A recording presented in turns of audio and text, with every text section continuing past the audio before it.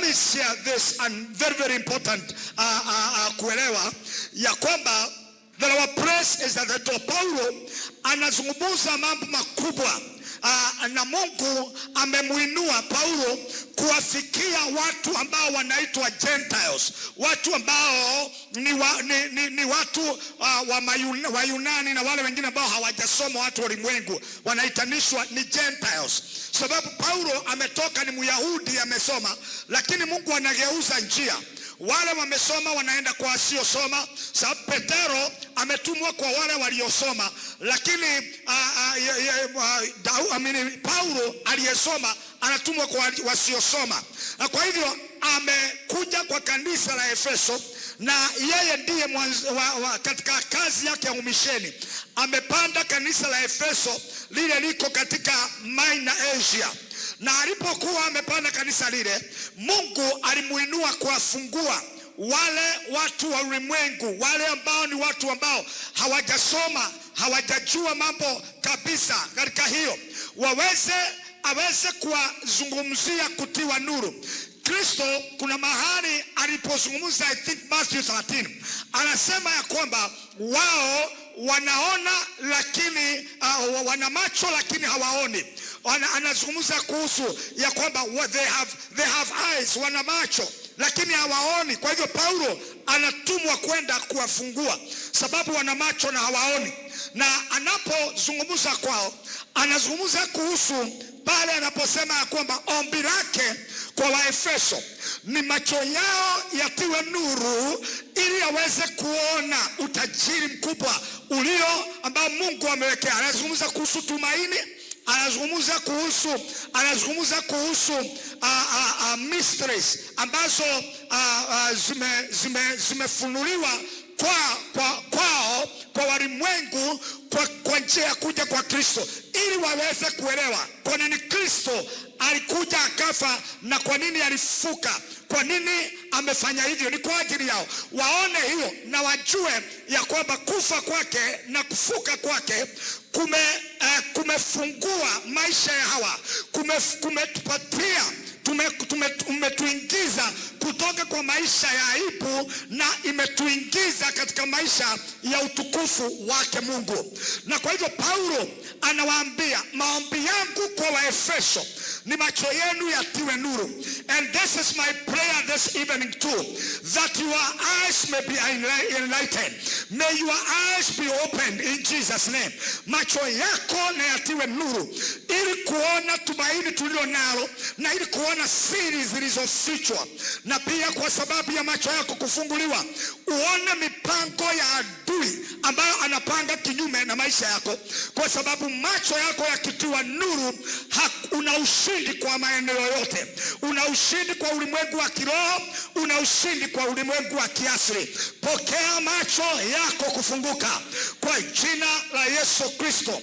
Na nataka niseme hivi, once a person is spiritually blind, there is a lot of miseries. Anapitia katika mikosi aina mingi. Now, nataka kutaja hivi. Jambo la kwanza ambalo linafanyika kwa maisha ya mtu, nitaje kitu kama mikosi kama mitatu. Jambo la kwanza, anapoteza mwelekeo.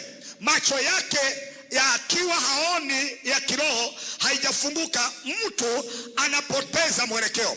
Tumesema our praise is at the top. Mahali petu Mungu anapeleka ni pale juu. Lakini utakuta kwa sababu huna macho, hauwezi kuona, utakuta ya kwamba unaanza kuenda on the opposite direction. Lakini njia ni hii, mwelekeo ni huu wa kwenda kule, na kuna njia ya kupanda pale. Lakini kwa sababu hauoni, na pia nimesema kwamba hauna guide. Wale ambao ni wa kiroho hawana guide. Wale wa kimwili wanapewa guide, wanapewa vitu. Lakini wewe inahitajika ya kwamba lazima at all cost. Kwa nini Mungu hajatoa guide? Anahitaji upofu uondoke. Hahitaji ya kwamba uwe na guide blind aweze kumanage tu upofu kwa maisha yako, kwa sababu kuna vitu uta access, kuna levels utaenda. The only thing is to break blindness in your life. Na kwa hivyo ninatangaza leo, let every blindness be broken. Let every blindness be erased from your life in the mighty name of Jesus. Maandiko inasema ya kwamba inazungumza kuhusu mwelekeo wa Mungu, mwelekeo. Na ukiangalia katika Biblia utakuta ya kwamba God is speaking about direction in diversity. Sababu kufikia juu kuna njia. Anapozungumza ya kwamba toeni zaka zenu ili niweze kumkemea mharibifu, anazungumza njia ya kuingia katika utere na pia vile ambavyo utaondoa mharibifu. Njia ni hii ameipeana, njia ya wokovu amesema ni Kristo. So in your life you need to understand there is a way, there is a direction that you need to take for you to go at the top. Lakini kama hauoni inakuwa hatari. Ni vizuri kuwa na mwelekeo kwa maisha. Nilipata kuna watu ambao kwa sababu they are spiritually blind, wanaingia katika maisha ya competition kwa sababu ya kuona watu fulani ni kama wameenda mbele yao, mtu fulani ana kipawa kumuliko, mtu fulani ni kama ameinuka kumuliko. So out of competition, yeye na moyo wake uko blind, ako tayari, roho yake ni nyeusi, imekuwa na giza. Kile anafanya anaanza kucompete na huyu. Kwa hiyo utakuta ya kwamba anaenda mbele, anajaribu kuvuruga watu wakienda mbele na akienda without direction. Au nakuta ya kwamba watu wa aina hii wengine wanajaa wivu kwa mioyo yao. Wanataka kupita watu wengine, lakini kweli ni kwamba hawana direction kwa maisha yao. Unakuta kwamba by the end of the day kule wameenda, kule sio, kumbe safari haikuwa hiyo, hawafiki kwa maisha yao.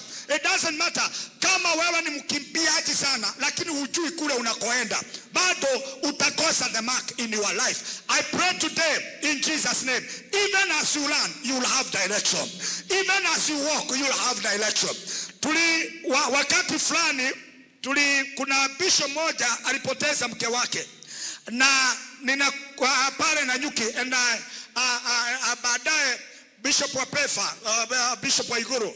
And then mimi kuna watu tulikuwa tumefuatana nao na watu wanaenda kule wengine. Mimi sikujua kuna wengine bado, lakini kwa magari bado wanaenda huko. Lakini mimi nikakuja na gari mbio kwa sababu nilikuwa nimechelewa. Nikapita pale Marwa. Nikafika, kabla sijafika Marwa, hapo njiani nikasikia pui. Yani umewahi kusikia kelele yani ambao huwezi eleza ni nini kimefanyika? Nikasikia pui mara moja. Sasa kuangalia nikashindwa, nini hiyo imepita, kwa sababu nilikuwa nimefungua kioo kidogo. Pui, nikashindwa kuangalia mbele, ninaona pikipiki. Unajua pikipiki, kuna pikipiki na boda. Yani kuna pikipiki na boda. Hiyo kitu ilikuwa anainama hivi na ni mama, nakwambia. Kuna pikipiki ya 2000 kilometers per hour. Na hiyo pikipiki inauzwa kitu ambayo nafikiri inauzwa kitu kama 2 million. Inaenda, huyu mama anaenda na inaguruma, ina sauti, lakini ikipita mahali huko unastuka, unasikia kama masikio imeenda ama ni nini, unasikia kuna kitu imebebwa. Huyu mama alikuwa anaenda hivi, alafu anainama hivi, amepita magari kabisa. Nikasema woi majamani, na ninaona magari nakuja, ni kama inataka kukolide na yeye, lakini haikolide na yeye. Kufikia anaema, anainama, na ni mama, si musakolo, ni mama. Nikasema kuna bodaboda na pikipiki. So in the process, baadaye tulikuta huyo mama Marwa.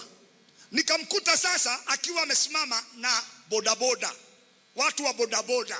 Yani aliacha, amepita hiyo njia yote, sasa anasimama na watu wa bodaboda. You know what she was asking? Anaongea na hao watu wa bodaboda na wamemzunguka pale. Tulimkuta pale anauliza swali. Nauliza, Kirugoya ni wapi? Kirugoya iko wapi? Yani huyo mama alitoka Nairobi, akapita hiyo yote, akapita Sagana, akakuja mpaka Marwa, anaelekea Nyeri. Sasa hata njia ya kwenda Kerogoya ni mbali, ameipita kwa sababu unaweza kuwa wewe ni mtu uliye na mbio ukitafuta kuwa mbele ya wengine kwa sababu wamekupita, but you don't have direction. Hujui kule unakwenda. Ambia jirani yako, jua kule unaenda. Mwambie tena kabisa, mwambie ukiwa kwa barakoa, mwambie jua kule unaenda. There are people who know they don't know where they are going. They are very fast in things, lakini ni kwa sababu ya competition walio nayo, ni kwa sababu wanaona watapitwa mtu fulani. I pray even as you run, even as you walk, you will have direction. Macho yako itakuwa imefunguliwa kujua mahali ambapo unafaa kuingilia. Kama unaenda Kerogoya, wacha kuja Marwa. Kama unaenda Nanyuki, wacha kuja Nyeri. Wacha kwenda mahali pengine, enda mahali unapoenda. I pray today you will not miss the mark to the top. I say today you will not miss the mark to the top. Come on, you can say a bigger amen. I say today you will not miss the mark to the top, to where God wants you to be, in Jesus name. Na kwa hivyo jambo la kwanza ni kwamba ukiwa hauna macho yako hayajafunguka ya kiroho, you lose the spiritual direction. Number 2, misre ya pili ni kwamba you lose deep mysteries. Unakosa siri kuu za Mungu, za ufalme wa Mungu kwa maisha yako. Unakuta ya kwamba hauzipati. Kuna mambo ambayo yatakuwa yakikupita. Kuna siri nyingi ambazo zimefichika ndani ya Mungu. Mungu ni mkuu sana. Ana mambo sehemu nyingi ambayo unahitaji kuelewa. And therefore, you need to unravel the mysteries of the kingdom of God katika njia yote, because unaweza kuwa kwa sehemu kale ambayo umepata katika maisha yako ni nusu ya kuota, na unaweza kuondoka katika ulimwengu huu bila kuwa na siri ambazo ni za ufalme. Ukifika mbinguni unastuka ya kwamba, oh my God, I wish I knew all this. I pray today that God will open the mysteries of heaven to you.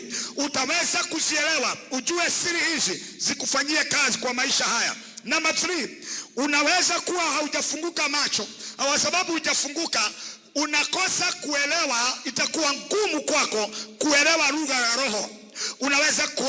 Inakuwa ngumu kuelewa lugha ya roho wa Mungu, kwa sababu Mungu wakati Mungu anapozungumza, wakati roho wa Mungu anazungumza, hazungumuzi vitu vidogo, anazungumza vitu mega. Anazungumza kuhusu maono makuu, anazungumza kuhusu siri kuu, anazungumza mahali anakupeleka ni pa juu. Na kwa hivyo kama macho yako hayajafunguka, hutaelewa roho, hutaelewa lugha hiyo. Utaangalia uone, these are words of men. Hii ni mambo ambayo ninaelezewa ya juu sana, lakini unaangalia background yenu kule umezaliwa, unasikia in our background this is how we are. Kwa hivyo kufika hapa, kwanza kuwa na maisha ya juu, kuwa na sauti katika familia, it's impossible. Kwa hivyo utakuwa ukikompare hali yako na mahali Mungu anakupeleka, unaona hiyo ni ya wengine. Kwa hivyo God will be speaking amiss in your life. The Holy Spirit will be speaking amiss in your life. You start comparing yourself with kile kiko kwa mfuko. Unaangalia akaunti yako, Mungu anazungumza atakubariki na mashamba na gari, lakini unaangalia akaunti yako. Hujichukui kama vile Mungu anavyosema. Today I pray you will understand the language of the Spirit. Utaelewa lugha ya roho. Akisema mahali pako ni pa juu, hivyo ndivyo anavyomaanisha. Don't worry about how he is going to take you there. He will take you there. I have seen people who have been down. Na hata niwaambie wakati huu wa COVID, hata wakati huu wa COVID you can be up. Utaweza kuinuka kwa kiwango cha juu. And I want to declare anybody under my voice today, I declare, as you have come through that door, this COVID will not work negatively against your life. You will still continue ruling. You will continue shining. It doesn't matter what the enemy is doing. It doesn't matter what the COVID is doing. Lakini, you will still continue shining. That is the language of the Spirit. Elewa hiyo language, so that you can go for. And finally, Usipokuwa macho yako ya kiroho yamefunguka, you can be easily manipulated by people, by the devil in your life. Na utakuta ya kwamba watu wanaweza kuintimidate. Manabii wa uongo wanaweza kuongea kwako na wakueleza hii ndio njia, na unakuwa na kwa sababu hudiscern unafuata hiyo. Mtu anaweza kupandwa kwa maisha yako, divert maisha yako, lakini kwa sababu huna the spirit of discernment unakuwa diverted kwa maisha yako. So you can be manipulated on to and fro in your life, na hautakuwa na stability. Unakosa stability kwa sababu mtu akikwambia twende hivi unafuata, mtu akikwambia twende hivi ndio njia unafuata. Lakini kama macho yako ya kiroho yamefunguka, you know where you are going, you know this is the place, na huwezi kuondolewa na mtu katika mahali pale. I declare today, nobody will manipulate your life. Any demonic power ambazo zinahitaji kuja kukung'oa kwa nafasi yako hazitafanikiwa. In the mighty name of Jesus, you will be focused. I say you will be focused. I say you will be focused. I say you will be focused. Your praise is at the top. Can you declare this? Say, my praise is at the top. And I declare today, as you declare this, your praise is at the top. Na hautakuwa manipulated kando na kuondoa macho yako pale. Say, my praise is at the top. May it happen in your life in Jesus' name. Na kwa hivyo ni vizuri uwe na uwezo wa kuona yale Mungu amekusudia kwa maisha yako. Na nitaje vitu kadhaa and then tuombe. Now, one of the things I want to say about the spiritual sight or the spiritual alignment and uwezo wa kuona kwa maisha yako. Jambo la kwanza niseme, to be spiritually blind, niwaeleze ya kwamba ni kukosa uwepo wa Mungu kwa maisha yako. It's important to know this. When you are spiritually blind, wakati hauna uwezo wa kuona kiroho, unakuta ya kwamba uwepo wa Mungu haupo kwa maisha yako. Umefunikwa na kitu kingine. So your presence, the presence of God is and the power of God is absent in your life. You have hapo ndipo unakuta Paulo anasema we have a form of godliness but we deny the power of God. Tunakosa nguvu za Mungu zinazoweza kufanya. Kwa hivyo mtu anaishi kama mtu wa dini fulani. Unaanza kuzungumza vitu fulani ambavyo vinaonekana kama vina nguvu, lakini ni aina ya uungu ulio nao, na unaanza kushuhudia mambo ya wengine, lakini there is nothing to show in your life because you have a spiritual blindness. Kwa sababu you cannot access the secrets of heaven, you cannot access the mysteries. Leo kwa jina la Yesu Kristo ninatangaza mwaka huu hautakuwa ukishuhudia shuhuda za wengine. You will have your own testimony. God will give you a reason to testify this year. And not only this year, this week, by the end of this week, you will have a reason to testify. God will have performed a miracle.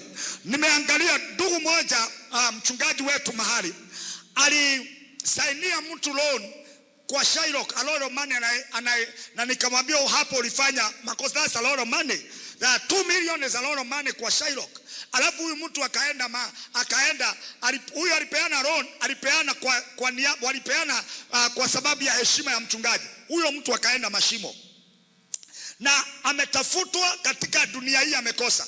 Na yule ambaye sasa alifuatwa ni huyu sasa, kwa sababu pia alileta magari ya wengine ya marafiki wakaingia pale. Kwa hivyo kanisa lingeingia kwa shida, watu wangeingia kwa shida kwa sababu ya pesa hizo, na zinaendelea kwa accumulate.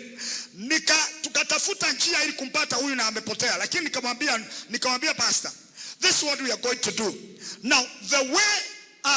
The way kudeal na hali hii ni ili Mungu aonyeshe ni Mungu wa kweli, hautahaibika kwa mambo haya.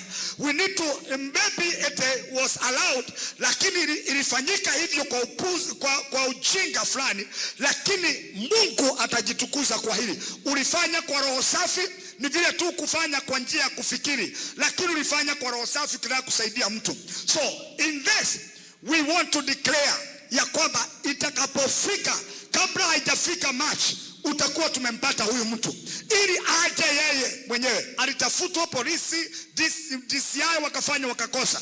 Yeye mwenyewe jana amejileta. Kama kuna testimony imempatia mchungaji, Mungu anasema kama kuna kitu Mungu amefanya katika mwaka huu ni that testimony. Yani that man manifested. Na akaja mpaka kule, akajitoa mwenyewe, akamwambia polisi, mimi nilikuwa nimetoroka kwa sababu sikuwa na pesa, but mimi nimeishi kwa dhamiri na unisumbua kumweka mchungaji kwa shida, but I have come here, I will do anything to make sure he has the money, ili aweze kuondoka kwa shida. Nimekuja kubeba hiyo mzigo. Akazungumza vitu, akazungumza. Kwa hivyo mchungaji akasema, I don't even need him kukaa ndani, lazima atoke. Wakaja wakafanya ile mambo walifanya, na kwa njia hiyo sasa wako katika safari ya kulipa zile pesa, na yeye ako tayari kufanya kila kitu kufanya hiyo. Hivyo there are miracles that can happen in your life. I pray this year God will give you a reason to praise God. Mungu atakupatia sababu ya kumtukuza, sio ushuhuda wa wengine, sio kwa sababu Ndegwa alipona. I pray that you will also have a testimony to tell in your life. May God give you a reason to praise him. Watu waweze kumtukuza Mungu kwa sababu yako. Sema amina. Sema amina ina afya. Na kwa hivyo ninabakisha kidogo tumalizie, so that we can pray, because we need to pray over this. Now, kama uko na spiritual blindness, nimesema hivi, itakuwa easier kwa adui kupata nafasi kwa maisha yako, pia kukumanipulate na kuweka kitu kinachoitwa a veil. Everybody say a veil. A veil ni kitambaa kinawekwa katika maisha ya uso wa mtu, uso wa kiroho, ya kwamba huwezi kuona. Daudi anasema hivi katika Psalms 82 verse 5, they walk on in darkness. Wanatembea, lakini wanatembea katika giza. Kwa nini? Kwa sababu katika macho yao there is a veil. Isaiah na Jeremiah wote wamezungumza wakasema ya kwamba hawako na macho lakini hawaoni, na Yesu alirudia maneno yale yale. Now Exodus 5 verse 2, Farao alisema maneno haya, sasa ninataka kukuondoa kwa hii category. Akasema hivi, akauliza Musa, huyu Bwana unayezungumza kumhusu ni nani? Kwa sababu kwake is a mystery. Naomba leo kwako haitakuwa mystery when we speak about the cross. Utakuwa na today, mambo ya msalaba si upuzi kwa maisha yangu, si upuzi kwetu. I know where I have come from. I don't talk about a theory God. I talk about a practical God who took me from India when I was dying of cancer. Leo naweza zungumuza kuhusu Mungu huyo, na ninajua ya kwamba hakuna chochote Mungu hawezi fanya. Kama anaweza toa mtu from stage 4 cancer, he can do anything. Na kwa hivyo kwa njia hiyo ninataka kukuondoa kwa mahali Farao alipokuwa. Anauliza ni nani Bwana huyu? Tukizungumza hapa wakati Mungu anapozungumza na huko kwa kanisa lililo na mafunzo ya injili namna hii, na askofu ambaye anazungumza vitu ambavyo ni vya siri vya mbinguni, unauliza ni nani huyo Mungu? Ni nani huyo Bwana? Maana hujawahi kumuona kwa maisha yako. Farao anauliza, who is this Lord that you are speaking about? Kwa sababu yeye hana ufunuo, macho yake yamefungwa ya ndani, ako na upofu wa ndani. Yeye hajui huyo Bwana mnayemzungumza. Na ndipo naye alianza kufanya sarakasi zake, akipigana na yule. Because when you don't know about that God, you will fight with him. Utapigana naye kwa maisha yako. Leo ninaomba that your eyes will be open. Haukakuwa katika kategori ya kwamba Mungu akizungumzwa anayetenda inakuwa kama mambo ya kukodoa macho kwako. Itakuwa ni kitu ambayo unajua he can do it because he did it for you. We shall celebrate because he did it for you. I declare in this week, God will have performed a great miracle in your life. A miracle you did not expect will come your way. I said it will come your way. I said it will come your way. Ili wakati wengine wanapomzungumza kuhusu Mungu huyo, hautakodoa macho. Sema amina ina afya. Sema amina ina afya. Now, tumalizie hapa. What is an evil veil? Ile kitambaa mbaya ni nini ambayo inafunika uso? It's a satanic mask. Ni kama mask hizi tumevaa tu ambazo ni za COVID. Sasa adui anaweka mask tu, anakuweka mask kwa macho, kwamba wewe umefungwa kitambaa kwa macho na hauwezi ona. Kama serikali ingetuambia COVID inaingilia kwa macho, kila mtu afunike macho, kungekuwa na accidents ngapi? Kungekuwa na shida gapi? Kungekuwa na mambo gani? Kazi ingekuwa stand still. Kwa hivyo it is an evil mask in your life ambayo inakublock, inakukava, inakuprevent, inakuhinda wewe kwa maisha yako, inakuzuia kuingia katika hatima ya Mungu kwa maisha yako, inakuzuia uaccess vitu vizuri vya Mungu kwa maisha yako. Now, niseme hivi, and I want you to pray right now because we are praying now. Let me mention how what the devil, vile shetani na vile kile ile silaha anatumia kuua uwezo wako wa kuona. Jambo la kwanza is ignorance. Andika tu very fast, ignorance. Isaiah 5 maandiko inasema, my people, watu wangu walipelekwa kwa uhamisho kwa sababu ya kutojua kwao. Jambo la pili ni witchcraft. Adui anatumia uchawi ili kufunika maisha ya wengi katika macho. Ukiangalia Balaam, kwa sababu alipewa ujira wa uchawi ili alaani wa Israeli.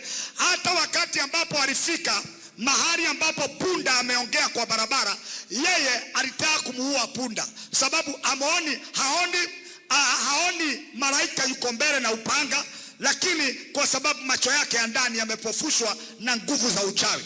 Today I pray you will not be manipulated by the witches. You will not be manipulated like Balaam.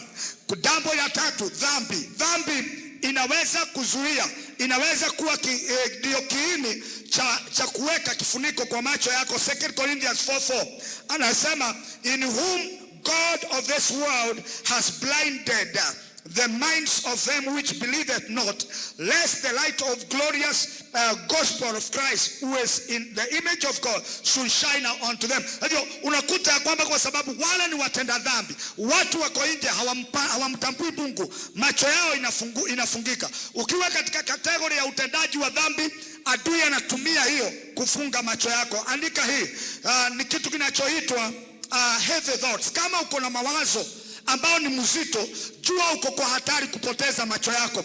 Daniel 5:10, mfalme Belshaza ameanza kuona shida, sababu kuna ndoto imekuja mbele yake na hajui kuitafsiri. Anakuwa na usiku na uzito. Mke wake akakuja akamwambia, usiogope, there is somebody, usijishike, there is somebody ambaye yuko hapa anaitwa Danieli, anaweza kuitafsiri. Nataka niwaeleze ya kwamba wakati unajisikia moyo wako ni mzito, unapitia mambo, inakuwa kifuniko ya kwamba hata huwezi kuona ya kwamba kuna nguvu na matendo ya Mungu kwa maisha yako. I declare, any person who is going through heaviness, may the Lord deliver you from every heaviness in the mighty name of Jesus. Jambo lingine ni maneno ya wanadamu. Andika hii katika 1 Samuel 11:5 maandiko inasema ya kwamba kuna watu ambao waliambiwa na mfalme mmoja wa Amoni, akawaambia kule Jabesh Gilead ya kwamba ninataka kuwamaliza. Akawaonyesha magari ya farasi.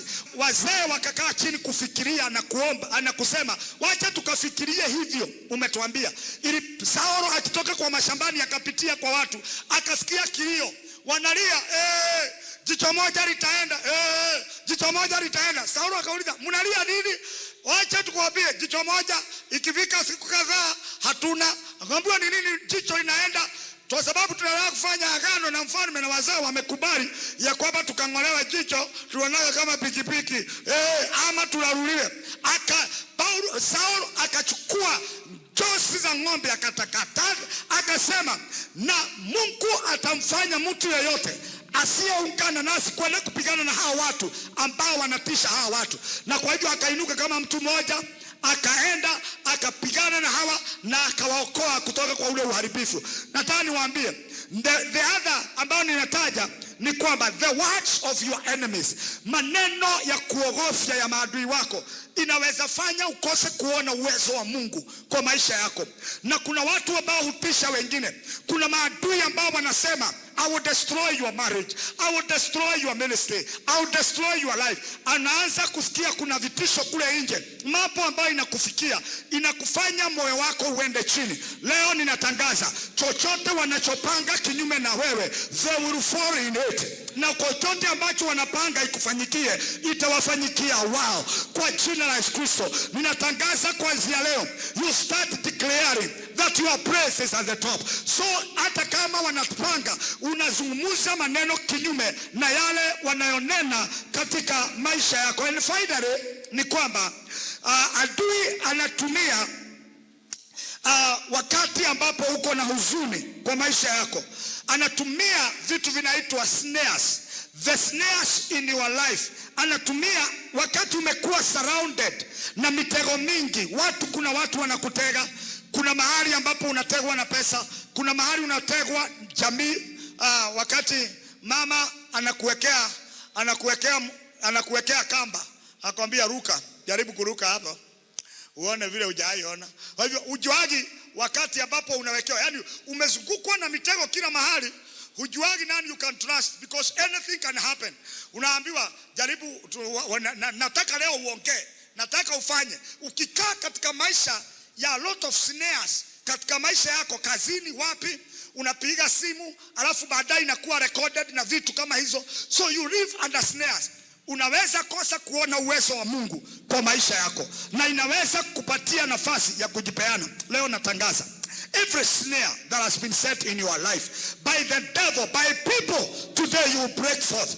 I say you will break forth in the mighty name of Jesus. Na watangazia leo kwa jina la Yesu Kristo ushindi kutokana na kila aina ya upofu kwa maisha yako.